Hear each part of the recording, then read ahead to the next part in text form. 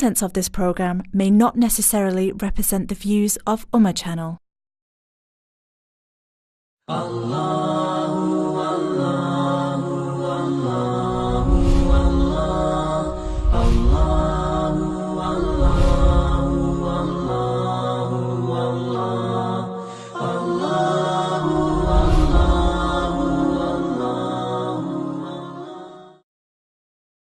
Bismillahirrahmanirrahim. Inna Allaha wa malaikatahu yusalluna ala an-nabiy ya ayyuhalladhina amanu sallu alayhi wa sallimu taslima. Allahumma salli ala sayyidina wa maulana Muhammadan an-nabiyyil ummi wa ala alihi wa ashabihi wa barik wa sallim. As-salatu was-salamu alayka ya sayyidi ya Rasulullah. As-salatu was-salamu alayka ya sayyidi ya Habiballah. Dear viewers, assalamu alaikum wa rahmatullahi wa barakatuh. میں ہوں شہزاد احمد قادری اور آپ دیکھ رہے ہیں آن evening with.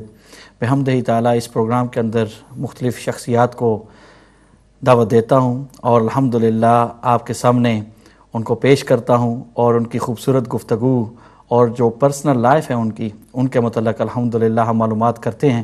اور ناظرین محترم، آپ ان کو مختلف ٹی وی چینلز پر دیکھتے ہیں اور یہ دین مبین کی خدمات پیش کرتے ہیں.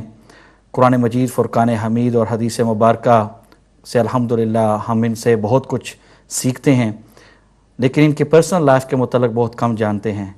اور آن ایوننگ ود کے اندر الحمدللہ ہم ان سے پوچھتے ہیں ان کی پرسنل لائف کے متعلق. آج میرے ساتھ الحمدللہ ایک اور ڈسٹنگوشڈ گیسٹ جو کراچی پاکستان سے تشریف لائے ہیں، حضرت علامہ مفتی اکمل قادری صاحب. میں ان کو پروگرام کے اندر ویلکم کرتا ہوں. السلام علیکم ورحمۃ اللہ وبرکاتہ. السلام ورحمۃ اللہ. حضرت کیسے مزاج؟ اللہ کا بڑا کرم. حضرت سب سے پہلے تو میں آپ کو یو کے آنے پر امہ چینل کی پوری ٹیم اور مینجمنٹ کی طرف سے ویلکم کہتا ہوں. بہت شکریہ. آپ کے میں شکریہ ادا کرتا ہوں اور آپ کی وساطت سے جہاں جہاں لوگ اس وقت یہ چینل یا یہ پروگرام دیکھ رہے ہیں ان سب کو عید میلاد النبی کی مبارکباد دینے کے ساتھ ساتھ شکریہ بھی ادا کرتا ہوں کہ ہمارا پروگرام دیکھ رہے ہیں. وہ خود بھی دیکھیں، دوسروں کو بھی اس پروگرام کی بھی دیگر پروگرام کی ترغیب بھی دیں تاکہ زیادہ سے زیادہ لوگ دینی چینلز کے قریب آئیں. بے شک. اور حضرت بہت سارے ہمارے مائیں بہنیں، ہمارے بزرگ، ہمارے نوجوان آپ کو سنتے رہتے ہیں الحمدللہ. اور جو آپ کے درس حدیث کے پروگرامز ہوتے ہیں، درس قرآن کے پروگرامز ہوتے ہیں، احکام شریعت کے پروگرامز ہوتے ہیں، بحمدہ تعالیٰ بہت زیادہ معلومات جو ہے وہ ہمیں ملتی ہے. اور میں سمجھتا ہوں کہ اللہ سبحانہ و تعالیٰ نے آپ کو علم عطا فرمایا، لیکن اس کے ساتھ ساتھ گفتگو کرنے کا انداز اور لوگوں تک یہ پیغام جو میرے اور آپ کے آقا صلی اللہ تعالیٰ علیہ وبارک وسلم نے 1450 سال کو مپیش پہلے اپنے صحابہ کرام رضوان اللہ تعالیٰ علیہم اجمعین کو دیا، آج یہ آپ کی الحمدللہ ڈیوٹی لگی ہوئی ہے. میں سمجھتا ہوں کہ بہت زیادہ احباب جو بھٹکے ہوئے تھے وہ الحمدللہ راہ راست پر آئے، اور جو لوگ ڈائلیما کے اندر تھے، کنفیوژن کے اندر تھے، ان کی کنفیوژن دور ہوئی اور عقیدے کے اندر الحمدللہ صحیح عقیدے پر جو ہے وہ الحمدللہ اب اور صحیح بلیف پر وہ چل رہے ہیں. تو اس کا تو الحمدللہ بے پناہ آپ کو دعائیں بھی ملتی ہیں اور لوگ جو ہے یقیناً آپ کے شکر گزار بھی ہیں. لیکن آج میں چاہتا ہوں کہ آج آپ کی تھوڑی سی پرسنل لائف کے حوالے سے بھی انشاءاللہ گفتگو ہو، اور ساتھ ساتھ پاکستان کے اندر جو حالات ہیں، اور پھر یو کے اندر آپ تشریف لائے. یو کے اندر آپ کیا سمجھتے ہیں کہ آج یہاں پر نوجوانوں کے اندر اس دین کا جو جذبہ ہے کس طرح آپ نے پایا؟ تو ابھی میں سب سے پہلے یہی پوچھنا چاہوں گا کہ آپ کا بچپنا یہ کہاں گزرا؟ یقیناً میں نے جیسے بتایا کہ کراچی پاکستان سے آپ کا تعلق ہے، کیا شروع سے ہی کراچی میں ہی آپ نے وہیں آپ کی پیدائش ہوئی؟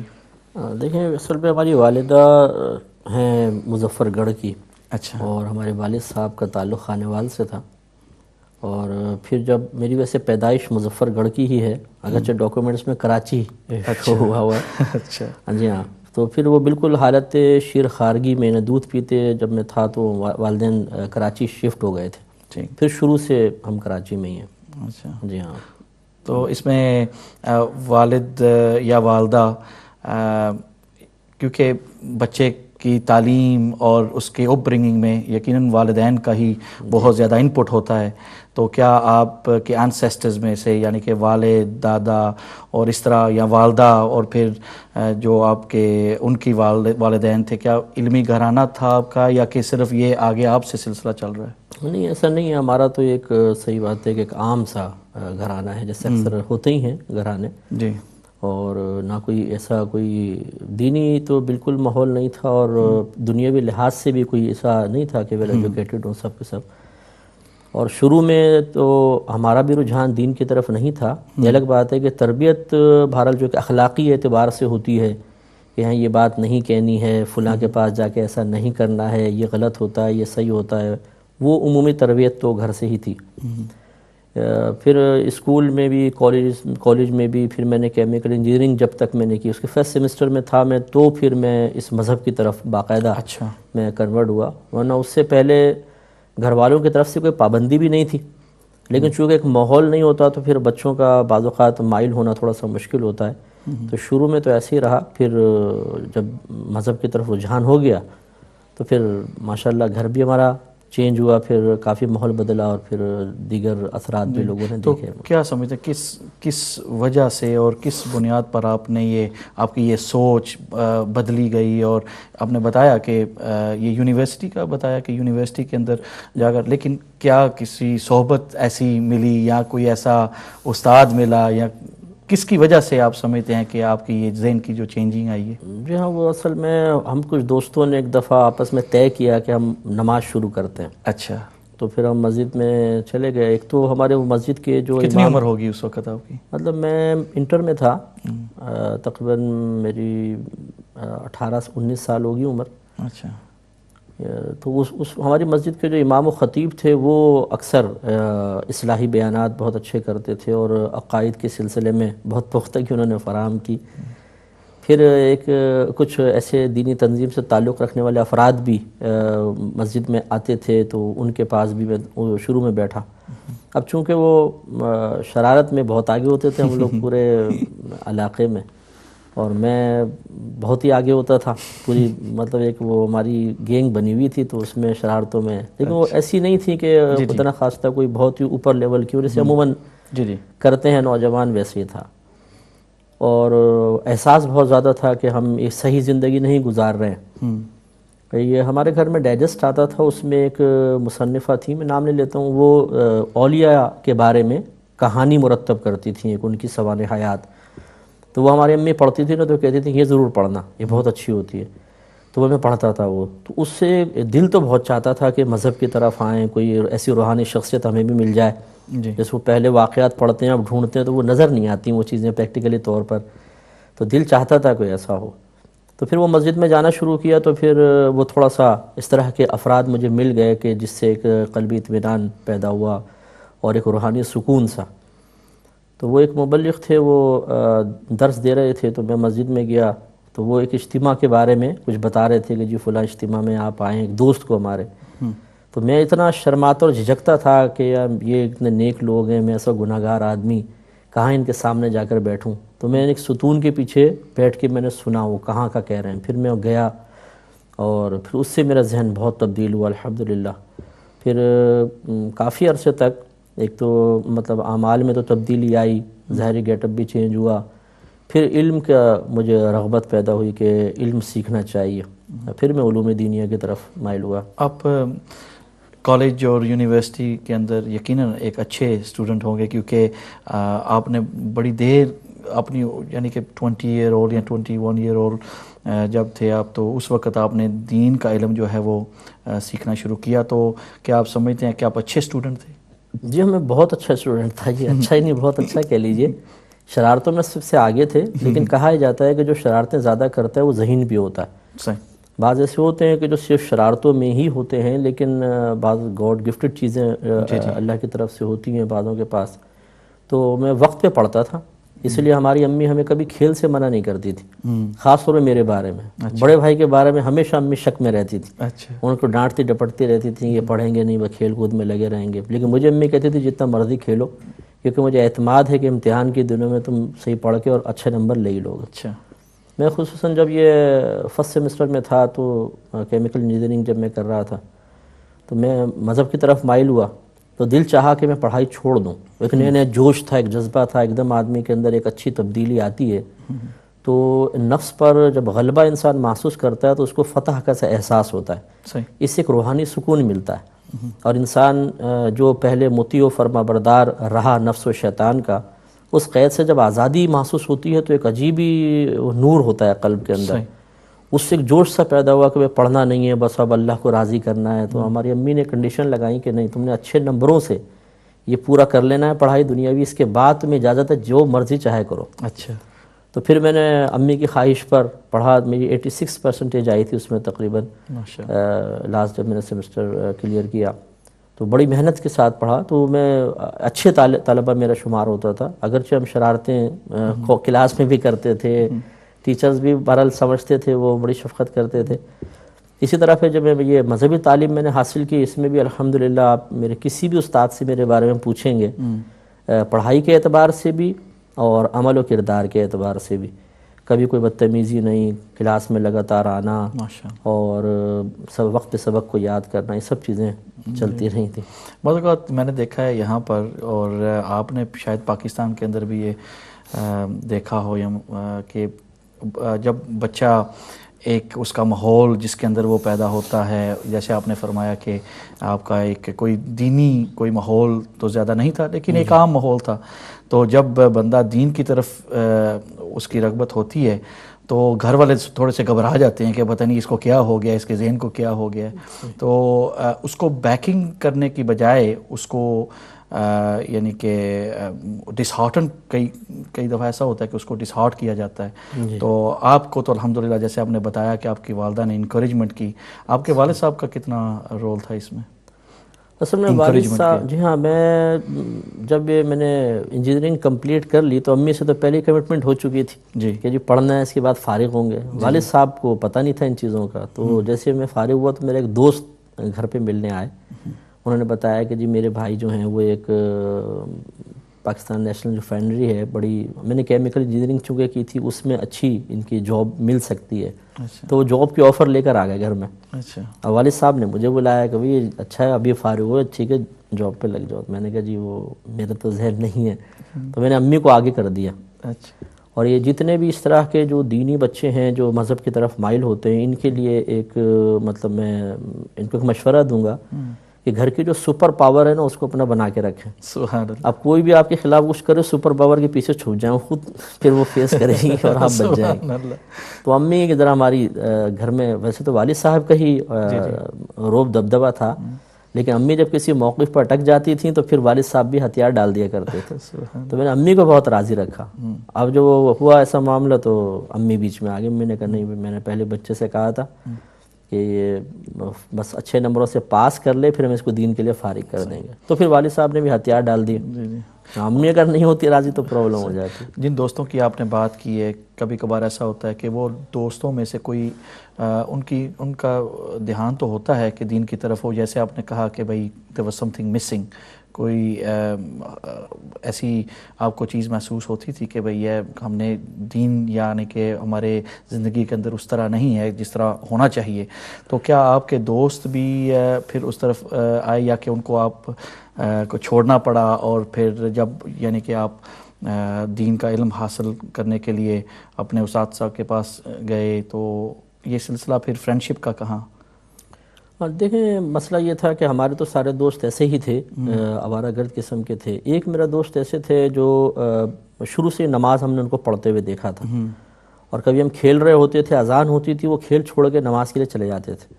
تو میں اس سے بہت متاثر ہوتا تھا، اگرچہ خود ہم بعض اوقات ہمت نہیں کر پاتے تھے کیونکہ ماحول نہیں تھا، ذہن نہیں تھا، اور ایک عام طور پہ خوف و خدشہ بھی ہوتا ہے. اگر کوئی دین کی طرف مائل ہونے لگتا ہے نا تو وہ سوچتا ہے استقامت تو ملے گی نہیں، پھر 4 دن بعد جب پیچھے ہوں گا تو لوگ کہیں گے بس ملا گیری ختم ہو گئی، جمعہ 8 دن تم آئے تھے نا، پھر آگے نا لائن کے اوپر. تو یوں تانا زنی کے خوف کی وجہ سے یار استقامت نہیں مل سکے گی، پھر سب مذاق اڑائیں گے، تو ہم وہ ہوتے تھے. تو وہ بہت اچھے دوست تھے ہمارے، وہ ابھی تک دین پر استقامت پذیر ہیں. تو ان کو دیکھ کے بہت اچھا اثر قائم ہوتا تھا. اس سے یہ ایک بات میں دیکھنے والوں کی خدمت میں گزارش کروں گا کہ آپ اگر کوئی اچھا عمل کر رہے ہیں تو کرتے رہیے.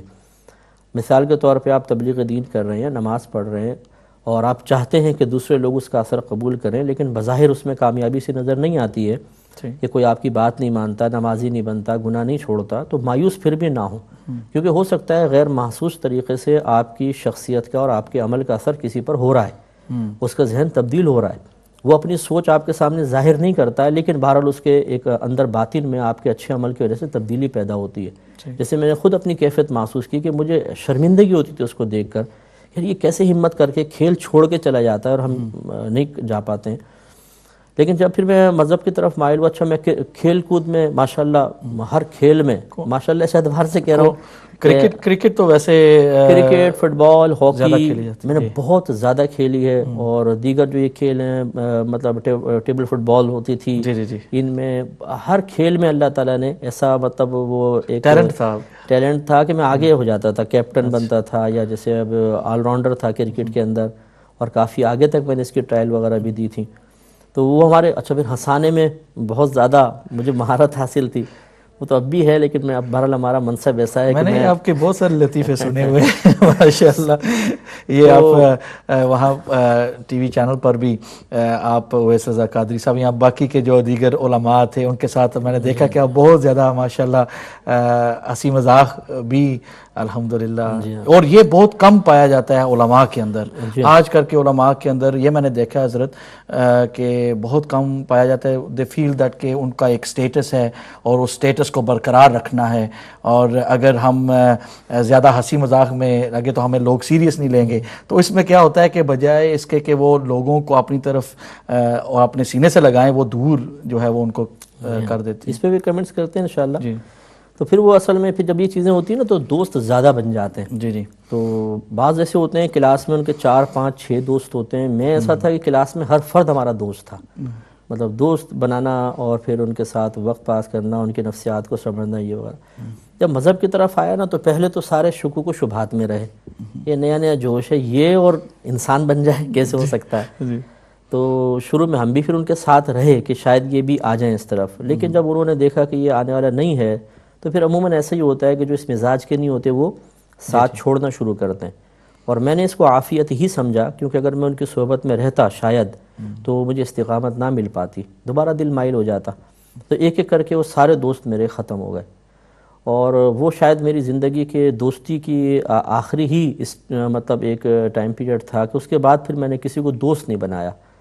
ملاقات سب سے ہوتی ہے، اور بہت سے لوگ دین کی طرف مائل بھی ہوئے ہیں ساتھ آ کر، لیکن پھر وہ میں نے تنہائی زیادہ اختیار کی، کتابوں کو دوست بنا لیا، اور دین کی خدمت کی طرف ہم زیادہ مائل ہوئے، فقہ کے طرف توجہ زیادہ ہو گئی، تو پھر وہ دوست سارے چھوٹ گئے ایک ایک کر کے۔ ان میں سے مجھے یاد نہیں پڑتا کہ کوئی دوست میرے ساتھ اس طرف آ گیا ہو، ہاں کچھ نئے جان پہچانے ہو گئی، کیونکہ جب اس طرف آئے تو پھر نئے مذہبی لوگ یعنی کہ جس ماحول کے اندر آپ گئے اس کے اسی طرح میری اصل میں طبیعت ہے تھوڑی تنہائی پسندی، میں گیدرنگ کو کم پسند کرتا ہوں، لیکن بہرحال گیدرنگ میں بھی جاتے ہیں کیونکہ ہمیں دین کا کام کرنا ہے، لیکن پھر میں زیادہ وقت اپنا تنہا گزار کر کمپیوٹر وغیرہ پہ کام کرنا، کتابوں مطالعہ وغیرہ کرنا، اس میں زیادہ میں شغف محسوس کرتا ہوں اور سکون محسوس کرتا ہوں۔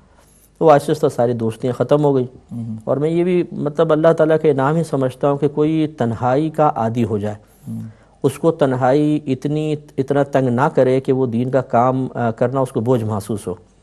اور یہ جتنے بھی تبلیغ کرنے والے، خصوصاً دین کا کام کرنے والے بچے ہیں بچیاں ہیں، ان کے لیے میں ضرور یہ ایک پیغام آپ کی وساطت سے دینا چاہوں گا کہ اگر آپ کتابوں کو دوست بنا لیں، تنہائی کو دوست بنائیں، اس طرح نہیں کہ آپ بالکل کٹ جائیں دنیا سے، آپ کو دنیا کے درمیان بھی رہنا ہے، لیکن اپنے وقت کو ضائع کرنے کے بجائے اکثر آپ تنہائی میں رہیں اور اس کا اپنے آپ کو عادی بنا لیں۔ کسی کی دوستی کو اس طرح غالب نہ کر لیں کہ وہ آپ کی مجبوری بن جائے، جو دوست ہوگا تو پھر میں نماز پڑھنے جاؤں، دوست ہے تو تبلیغ کرنے جا رہے ہیں، ورنہ مزہ نہیں آ رہا نہ تبلیغ میں نہ نماز پڑھنے میں۔ اگر اس طرح تنہا ہم اپنے آپ کو کر لیں گے نا تو پھر سب بہت بڑا دین کا کام کر سکتے ہیں، کیونکہ پھر یہ جو آپ کی باطنی کیفیات ہیں، خواہشات ہیں، فیلنگز ہیں، یہ آپ کے دینی کام کی ترقی کے راہ میں رکاوٹ نہیں بنیں گی۔ میں انڈیا گیا تبلیغ دین کے سلسلے میں، اس وقت میری عمر شاید 22 ایئرز میں اولڈ تھا. اچھا. تو تقریباً 4.5 ماہ میں وہاں پہ اکیلا میں نے کام کیا، کئی شہروں میں جا کر، اور بہت اچھے انداز سے کام کیا. اور میں محسوس کرتا ہوں کہ اگر میرے دوستیاں ہوتی اور میں نے اپنی کیفیات کو اپنے اوپر اس طرح غالب رکھا ہوتا کہ وہ فیلنگز یا کیفیات مجھے تنگ کرتی رہتی بہت زیادہ، تو میں کام نہیں کر سکتا تھا. اس لیے بعض لوگوں کو دیکھا ہے وہ گھر سے 3 دن دور رہتے ہیں تو پھر وہ اتنے پریشان ہو جاتے ہیں، گھر یاد آتا ہے، بیوی یاد آ رہی ہے، بچے یاد آ رہی ہیں، امی یاد آ رہی ہیں، کہ پھر وہ جو بھی کام کر رہے ہو چاہے کتنے اچھا کیوں نہ ہو، اس کا مطلب اس کی برکات حاصل نہیں کر پاتے، اور نہ اس میں کوئی ان کو پختگی حاصل ہوتی ہے، نہ قلبی سکون ملتا ہے، نہ اس میں مطلب ان کو لطف آ رہا ہوتا ہے. یہی کیفیت آپ نے محسوس کی ہوگی. بعض لوگ خواہش رکھتے ہیں جی مکے جائیں، مدینے جائیں، ماشاءاللہ پہنچ بھی جاتے ہیں، لیکن جب یہ کیفیات اگر ان پہ غالب ہو نا، تو وہ جو ایک عشق کا جذبہ وقتی طور پہ قلب پہ غالب ہوا تھا، یہ کامل اور ناقص کی پہچان بھی ہے.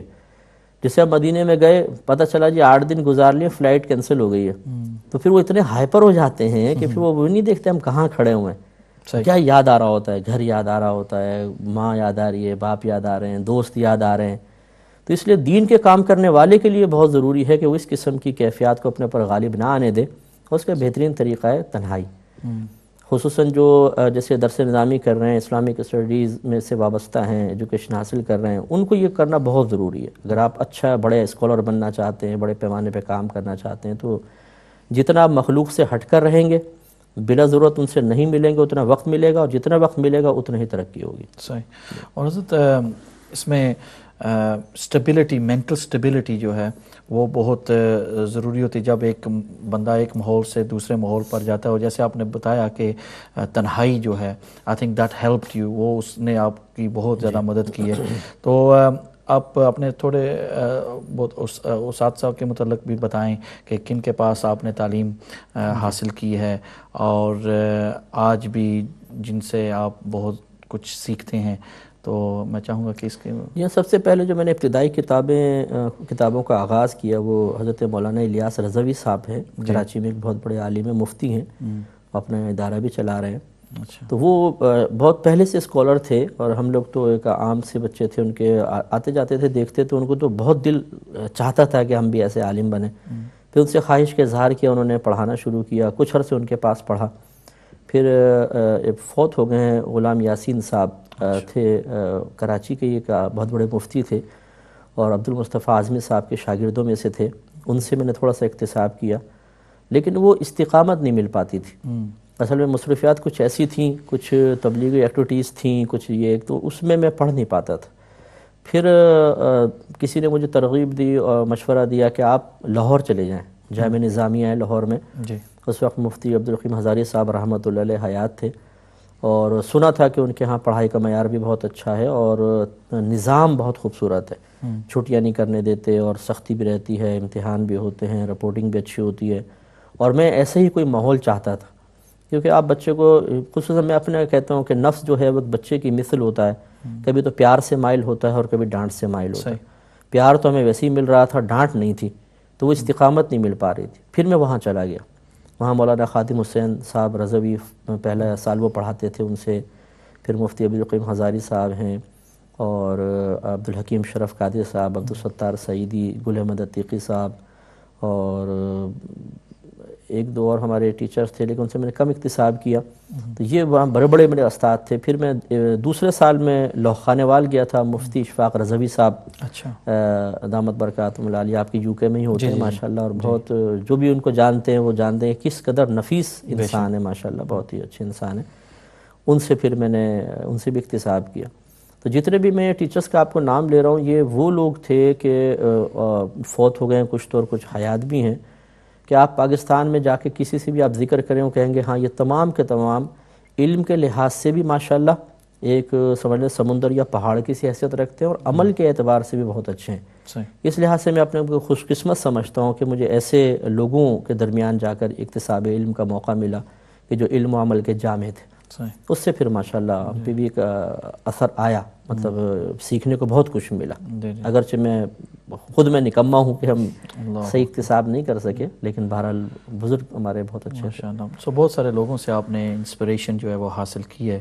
اور حضرت آج کل کا تو ماحول جو ہے وہ بہت مختلف ہے جس وقت کی آپ بات کر رہے ہیں، تو انشاءاللہ مزید ہم گفتگو کریں گے، لیکن ایک چھوٹی سی بریک کی طرف جانا ہے، اور بریک کے بعد انشاءاللہ مفتی محمد اکمل قادری صاحب کے ساتھ انشاءاللہ گفتگو جاری رہے گی۔ ملتے ہیں بریک کے بعد، والسلام علیکم۔